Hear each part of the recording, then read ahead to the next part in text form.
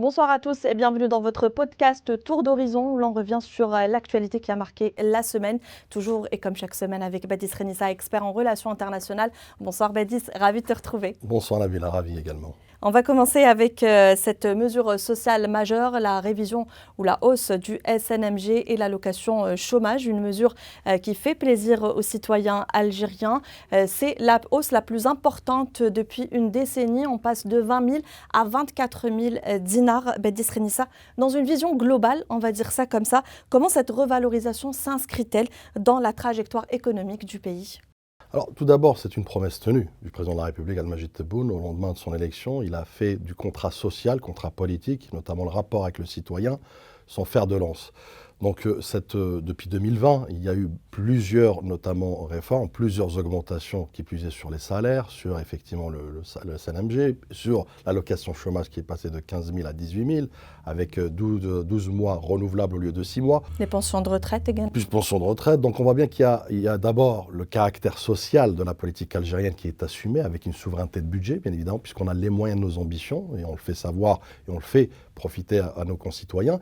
Et le président de la République s'inscrit aussi dans comme tu l'as dit à juste titre, dans une augmentation où favoriser le pouvoir d'achat qui est au fait le levier de croissance, notamment par excellence, et surtout aussi de l'équation socio-économique de l'Algérie. Donc c'est du gagnant-gagnant dans lequel le président de la République s'inscrit encore une fois au plus près du citoyen algérien, encore une fois pour garder ou pour préserver la dignité de l'Algérien, ô combien un aspect cher au président de la République. Il l'a souligné à maintes reprises dans ses discours. Et aujourd'hui, encore une fois, c'est du factuel, c'est des éléments tangibles, à savoir nous avons une protection sociale, un contrat social assumé par le président de la République. Chose promise, chose due, comme on dit. Et on va passer au chapitre coopération avec la coopération algéro-biélorusse, avec la visite du président biélorusse en Algérie, l'Algérie qui renforce ses partenariats avec la Biélorussie dans le domaine de l'industrie, de l'agriculture intelligente ou encore dans le transfert des technologies, mais surtout dans des accords militaires. Badis, est-ce que c'est un partenariat d'opportunité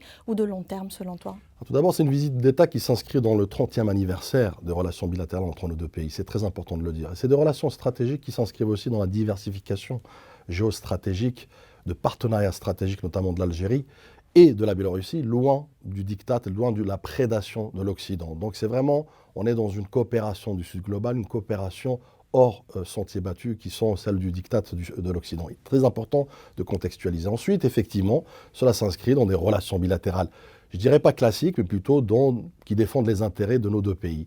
Tu l'as dit, effectivement, il y a cette coopération sur le niveau de transfert de technologie, sur l'agriculture, sur l'industrie également, mais également l'industrie militaire, où effectivement, il y a eu cet accord qui a été signé entre le général d'armée Saïd Chengleha et son homologue biélorusse, qui là aussi inscrit notre valeureuse armée dignitaire de l'armée de libération nationale dans une dynamique de développement et d'innovation. Donc encore une fois, l'Algérie se met à la page aux côtés de pays fiables, aux côtés de pays qui nourrissent une relation de confiance, mais surtout de construction à long terme. Et c'est ce qui s'inscrit aujourd'hui à travers cette relation, encore une fois, qui est appelée à se dynamiser, à se développer davantage.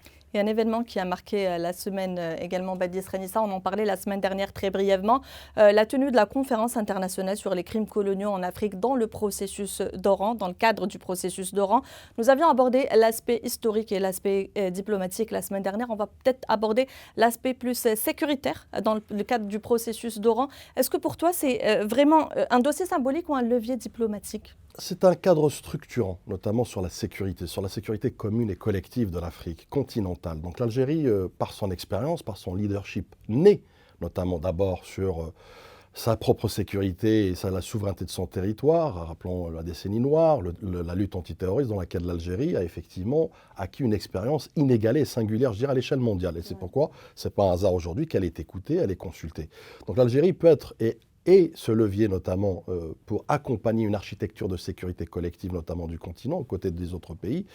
Ça ne t'a pas échappé effectivement qu'aujourd'hui nous avons des zones à risque, des zones de conflit permanent, des zones aussi de lutte antiterroriste dans laquelle il y a une nébuleuse terroriste qui s'accroît, notamment avec des fluctuations ou des cataclysmes de certains pays, je cite le Mali, je cite le Soudan, donc ce qui favorise le vivier du terrorisme. Donc il est important aujourd'hui, encore une fois, ce n'est pas un hasard que cela se tient à Oran, donc en Algérie, pour parler, discuter, élaborer une architecture de sécurité commune collective qui, encore une fois, défend l'intérêt du continent, l'intérêt du citoyen africain. Je rappelle au passage, plus de 40 pays y ont participé, donc plusieurs délégations ministérielles. Cela sous-entend effectivement une importance stratégique accordée par le continent vis-à-vis de l'Algérie, mais aussi vis-à-vis de ce que là comporte, à savoir une feuille de route commune dans laquelle, encore une fois, la stabilité, la sécurité et le développement, puisque l'Algérie est aussi pragmatique, le développement est le meilleur moyen pour endiguer le terrorisme et donc stabiliser et maintenir la sécurité. Et une autre conférence se tient à Alger également, la conférence africaine des startups, où plusieurs startups donc africaines se sont regroupées ici à Alger. L'objectif pour l'Algérie est de se positionner comme un hub continental. Est-ce que tu penses que notre écosystème est en train de franchir un cap ? Plus qu'un cap, c'est un jalon dans lequel l'Algérie joue un rôle prépondérant. Oui. Aujourd'hui, l'Algérie est un levier de dynamique, de développement technologique. Ce n'est pas un hasard qu'effectivement les startups aujourd'hui fleurissent, mais surtout aussi qui ont un contexte et un écosystème favorable. Je rappelle qu'on ne connaissait pas l'aspect ou le concept des incubateurs il y a quelques années. On ne connaissait pas ne serait-ce que la start-up. La start-up, c'était quelque chose d'importé qui était plus à la Silicon Valley ou autre, ou en Europe. Aujourd'hui, elle est bel et bien en Algérie. Et en plus, elle est avantagée par des dispositifs qui ont été mis par le président de la République qui, lui, croit intimement et intrinsèquement que la start-up peut être ce levier, notamment de développement économique. Il l'a dit d'ailleurs dans son mot à l'occasion de cette conférence africaine. Alors, non seulement à l'échelle de l'Algérie, mais à l'échelle, puisque l'Algérie est altruiste dans sa diplomatie, elle est bienveillante. Donc, elle veut partager cette expérience aujourd'hui avec l'Afrique, à l'échelle continentale. Donc, juste au passage, on prévoit plus de 25 000 visiteurs, nous avons plus de 40 délégations, et puis surtout, nous avons des investisseurs aujourd'hui qui est le fer de lance des startups pour pouvoir effectivement avoir des fonds. Et d'ailleurs, un fonds continental a été mis en place pour favoriser d'une manière souveraine, indépendante, les jeunes entrepreneurs pour qu'ils puissent croire en leurs rêves, mais surtout aussi en faisant ça, en ayant cette success story, c'est leurs pays respectifs qui sont mis à l'honneur et surtout le continent. Donc on voit bien qu'effectivement je dirais, encore une fois, Alger est la capitale de l'Afrique. Elle l'a su le démontrer sur l'aspect de l'histoire, sur l'aspect de la mémoire, sur l'aspect de la sécurité, aujourd'hui sur l'aspect du futur, puisqu'on parle de technologie. Et de la solidarité également et du développement pour aider l'Afrique au développement. Et on va parler d'un moment technologique, le moment technologique de la semaine avec la 5G qui est officiellement lancée en Algérie. Bédis, est-ce qu'on va vers un usage massif ou est-ce qu'on va vers une montée en puissance progressive ? Alors, bien évidemment, le déploiement se fera techniquement, et c'est compréhensible, ce sera graduellement, donc un déploiement graduel. Dans la stratégie globale, c'est à commencer par les grandes métropoles notamment, donc les grandes villes, là où effectivement il y a une effervescence économique, il y a une dynamique d'économie dans laquelle on a besoin effectivement d'apporter une plus-value. Aujourd'hui, passer au 5G, ce n'est pas juste un jalon technique, ce n'est pas développer le technique, c'est aussi un élément accélérateur d'économie. La 5G, à titre d'exemple, c'est 10 fois plus de débit que la 4G. La 5G, c'est pouvoir connecter plus d'1 million d'appareils au kilomètre carré.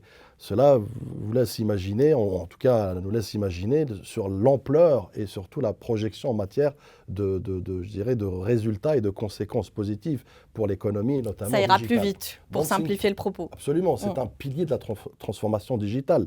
Donc quand on parle de start-up à titre d'exemple, on a besoin de la 5G, on a besoin d'un débit, on a besoin d'une connexion, d'une interconnexion planétaire. Et je pense qu'aujourd'hui, effectivement, là encore une fois, le président met les moyens des ambitions d'Algérie et se met à la page de la technologie mondiale.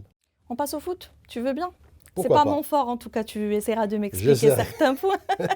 Il y a eu le tirage au sort dans le cadre de la Coupe du Monde 2026. L'Algérie sait enfin contre qui elle jouera. À un pays près, on aurait pu être dans le groupe A avec l'Algérie, l'Argentine, l'Autriche et la Jordanie. Donc on est dans le groupe J finalement. Écoute Nabila, moi je vais être honnête avec toi. C'est un groupe abordable selon toi. Certains disent effectivement qu'on est avantagé, d'autres disent que non. Nous sommes face à l'Argentine. Je ne m'y connais pas, mais je ne suis pas très sûre. On est face au tenant du titre quand même de la dernière Coupe du Monde. Donc c'est dire, mais c'est ça l'Algérien, c'est que plus on lui met un défi, plus il va vouloir aller chercher ce défi. Donc je pense que c'est pas plus mal qu'on ait... C'est à notre portée. Et si on passe effectivement ce premier tour en battant pourquoi pas l'Argentine, je pense que les portes de la Coupe du Monde ou la Coupe du Monde elle-même seront accessibles. Donc en revanche, là où j'aimerais peut-être mettre un peu plus en lumière, c'est aussi la volonté du président de la République à vouloir faire de la diplomatie du sport un levier notamment de rayonnement de l'Algérie. Aujourd'hui, l'Algérie, je sais pas si vous avez vu lors du tirage au sort le drapeau algérien qui flottait. Donc on voit bien qu'effectivement il y a un rayonnement. Et surtout, à travers ce rayonnement, c'est le sport lui-même qui est mis à l'honneur. L'Algérie, c'est l'un des pays africains qui est le plus doté d'infrastructures. Et ça, c'est depuis quelques années dans lequel le président a voulu justement mettre les moyens. On a un staff technique, on a un effectif effectivement qui parfois est même le vivier d'autres fédérations de foot, notamment en Europe et en France. Et on a aussi un élément fondamental qui sont les supporters. Donc c'est le 12e joueur, j'ai envie de te dire, de cette équipe qui va, encore une fois, être au rendez-vous, comme il le démontre en ce moment à la Coupe d'Arabe au Qatar. Donc, encore une fois, on leur souhaite toutes les victoires et surtout la coupe qui ramène la coupe à la maison, comme on dit, et encore une fois, croire en ses rêves et le peuple algérien est derrière eux. Mais j'aimerais quand même souligner un détail, car l'entraîneur de l'équipe d'Argentine a été interrogé au sujet justement des équipes que l'Argentine allait affronter en Coupe du Monde. Il a parlé des autres équipes très brièvement, il s'est plus attardé sur l'Algérie en disant que c'était un adversaire de taille, qu'il fallait se méfier de l'Algérie. Écoutez, c'est ça l'Algérien, c'est ça la force de l'Algérien, c'est ça le DZ Power. Donc il y a d'autres entraîneurs aussi que j'ai écoutés, Hervé Renard à titre d'exemple, qui a effectivement énuméré les avantages de l'Algérie. Mais encore une fois, moi je suis, tu sais, très pragmatique. Et très optimiste. Et très optimiste. Tu vois aussi. La Coupe du Monde, toi.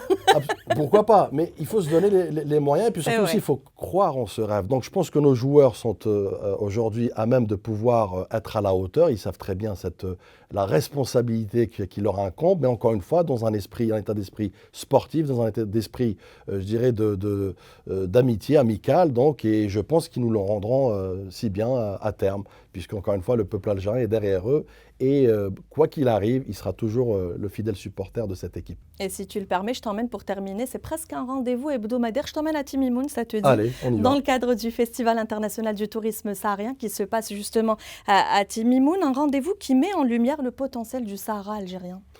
2023-2024, plus 35% de fréquentation, notamment dans le Sahara. Donc c'est ce qui fait de Timimoun l'épine dorsale du tourisme saharien, l'épine dorsale du tourisme du désert. Pourquoi? Pour la bonne et simple raison qu'on ne parle pas d'un tourisme de masse comme certains pays, et même des pays limitrophes que je ne citerai pas. C'est le tourisme durable, c'est le tourisme qualitatif, c'est le tourisme d'expérience. Moi, j'ai côtoyé certaines personnes, effectivement, étrangères, notamment, qui sont venues dans le désert. Ils ont été transformés, transcendés, ils ont voyagé à travers le temps. Parce que c'est aussi le berceau de l'humanité. Quand on sillonne effectivement le désert, on sillonne l'histoire de l'humanité. Donc, Timimoun aujourd'hui, par son attractivité, mais aussi par les moyens qui ont été mis en place, que ce soit les autorités, que ce soit la vision du président de la République à vouloir faire de ce tourisme de niche, un tourisme qui fait rayonner l'Algérie à travers cette diplomatie du tourisme. Je pense qu'aujourd'hui, Timimoun est appelé à être au rendez-vous d'autres festivals, mais surtout aussi être, pourquoi pas, la destination par excellence du tourisme, encore une fois, qualitatif. Et c'est ce qu'on souhaite. Tu avais un mot à dire sur un autre festival qui se tient à Alger, qui débute aujourd'hui. Alors, et on termine avec ça. Là, encore une fois, ce n'est pas un hasard qu'Alger, et l'Algérie en général, est un peu le point focal de plusieurs festivals et plusieurs événements et jalons diplomatiques, y compris aussi de la diplomatie de la culture. S'ouvre effectivement le festival du cinéma engagé à Alger, qui est très important et très stratégique, avec, si ma mémoire est bonne, le Sénégal comme invité d'honneur. Il est important de rappeler effectivement que le cinéma engagé... C'est pas Cuba? J'ai un petit... Il me semble que c'est Cuba. Certes. On en parlera la semaine prochaine, de toute manière, plus en détail. On fera un débrief et ça n'empêche pas qu'effectivement, il y a cette volonté à vouloir, encore une fois, accompagner le cinéma engagé, la création, la créativité à travers la culture. Eh ben, on a fait un tour d'horizon, un tour de l'actualité. Merci Badis de m'avoir accompagné. C'est moi. Je te retrouve la semaine prochaine. Toujours un plaisir. Et soyez au rendez-vous également la semaine prochaine pour un nouveau tour d'horizon. D'ici là, passez une très bonne soirée et n'oubliez pas de liker, de vous abonner et de partager.